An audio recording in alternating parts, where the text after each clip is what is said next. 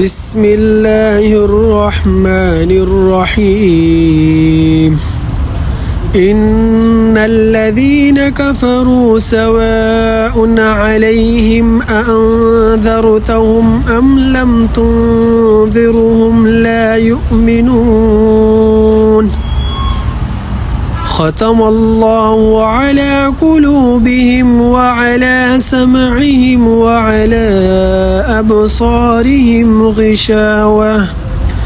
ولهم عذاب عظيم ومن الناس من يقول آمنا بالله وباليوم الآخر وما هم بمؤمنين يخادعون الله والذين آمنوا وما يخدعون إلا أنفسهم وما يشعرون في قلوبهم مرض فزادهم الله مرضا ولهم عذاب أليم بما كانوا يكذبون.